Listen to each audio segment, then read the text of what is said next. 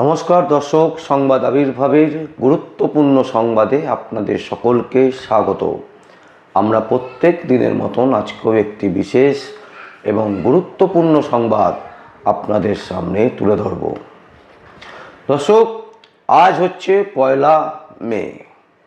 ঠিক এর এক মাস আগে 1 এপ্রিল পশ্চিমবঙ্গে রাজনীতির যে উত্তাল, মাননীয় মুখ্যমন্ত্রী মমতা ব্যানার্জি পরিষ্কার বিদ্রোহ ঘোষণা করেছিলেন যে এসআইআর তিনি হতে দেবেন না।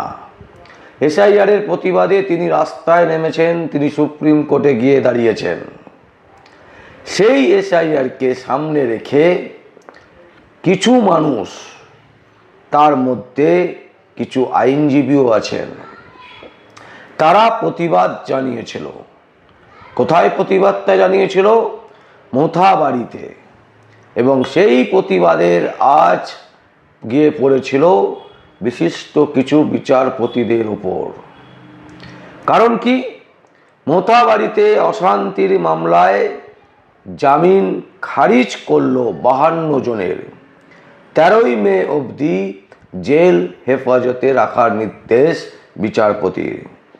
গত বৃহস্পতিবার কলকাতার এনআইএ এজলাসে উত্তরবঙ্গের মোথাবাড়ির অশান্তির মামলায় অভিযুক্তদের জামিন খারিজ করল আইনজীবী মোফাকেরুল সহ 52 জনের জামিন খারিজ করল ওই বিশেষ আদালত। এখন প্রশ্ন অনেক কিছু উঠবে।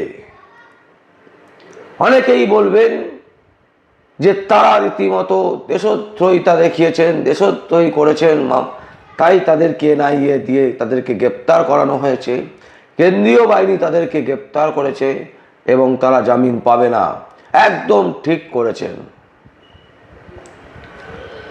কিন্তু প্রশ্ন হলো, গত 1 এপ্রিল এনআইএ মানে কেন্দ্রীয় বাহিনী গ্রেপ্তার করেছিল এবং রাজ্য পুলিশের হাতে গ্রেপ্তার হয়েছিলেন মোফাকেরুল ইসলাম।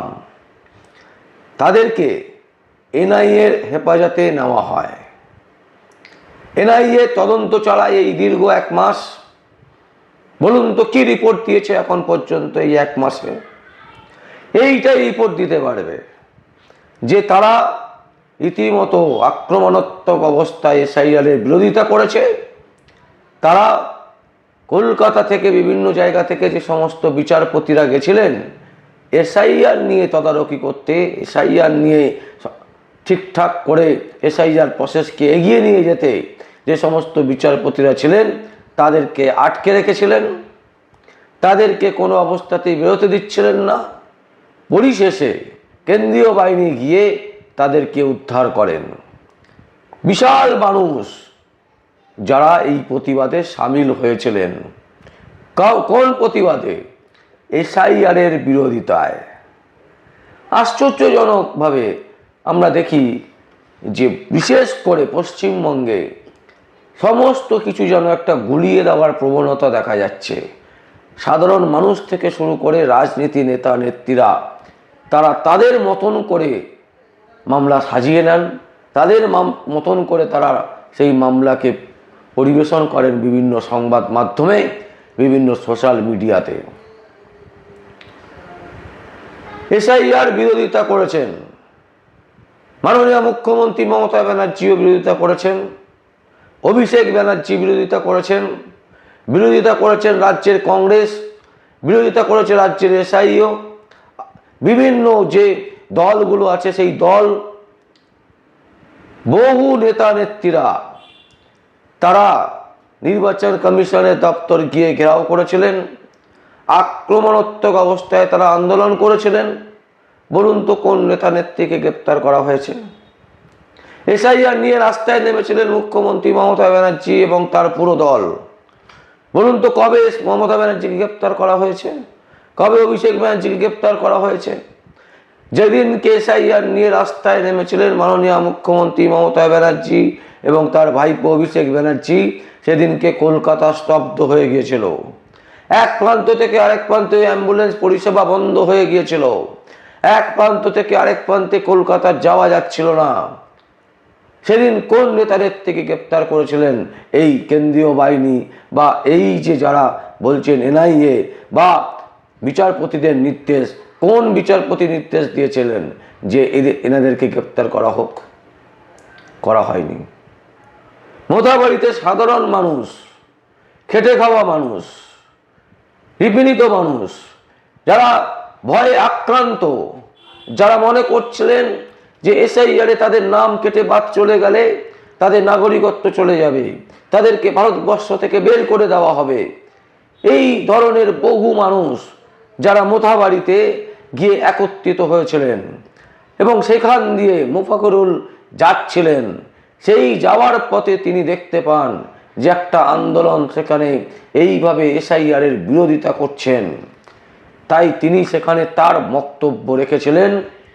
তার বক্তব্য ভালো নাও লাগতে পারে, তার বক্তব্য শুনে মনে হতেই পারে যে তিনি এসআইআরের বিরোধিতা করছেন, তার বক্তব্য শুনে মনে হতেই পারে তিনি মোদী বিরোধী, তার বক্তব্য শুনে মনে হতেই পারে যে তিনি বিজেপি বিরোধী, তার বক্তব্য শুনে মনে হতেই পারে তিনি অমিত শাহর বিরোধী।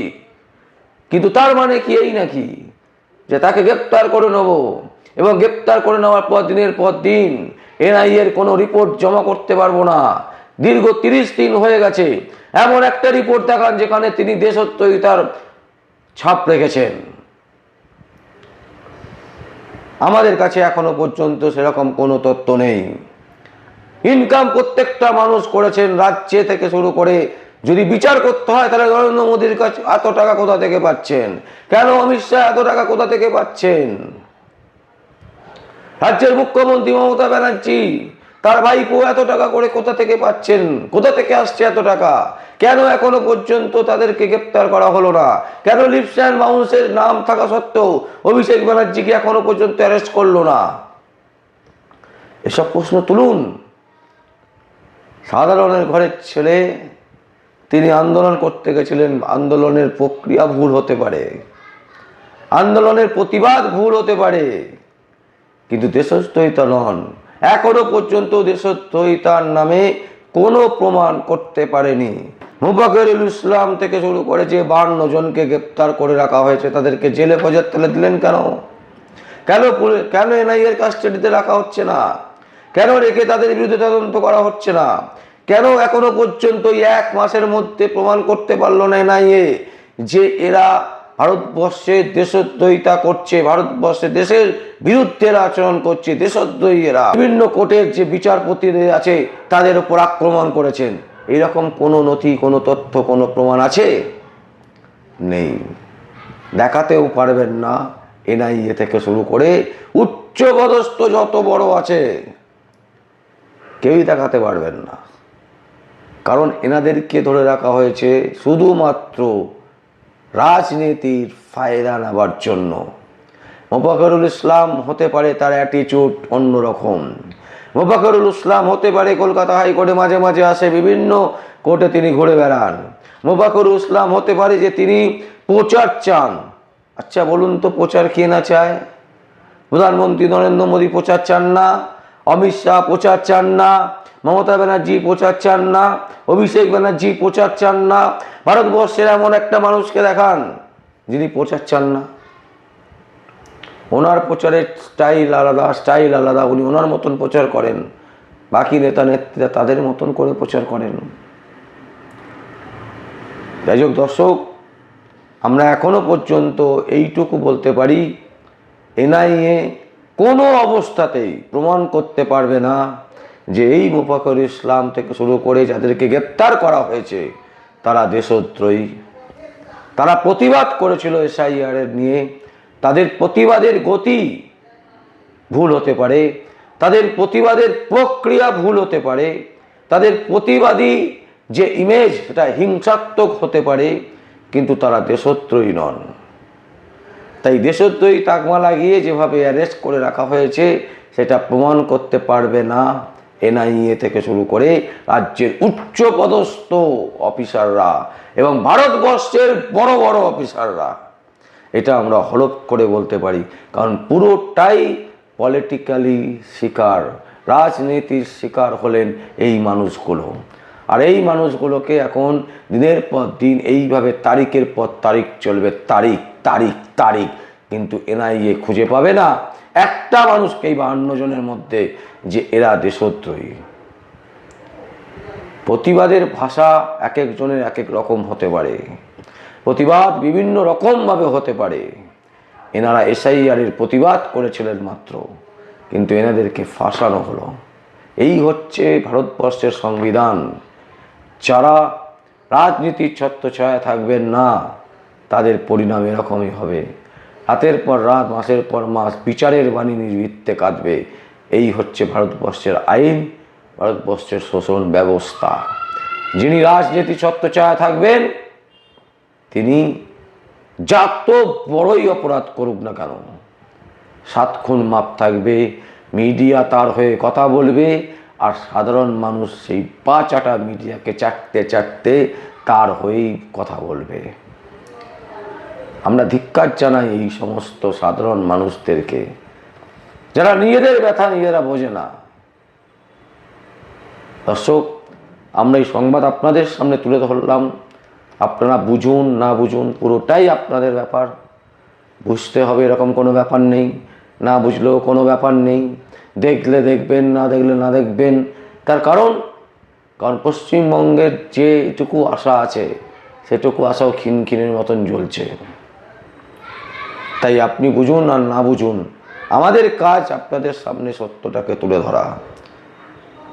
এরপর যদি আপনাদের কোনো কমেন্টস করার ইচ্ছে থাকে অবশ্যই আপনারা কমেন্ট করবেন। আর দেখতে থাকুন পরবর্তী সংবাদ আবির্ভাবে। আমার নাম বিশ্বজিৎ পাল, সংবাদ আবির্ভাবের জন্য।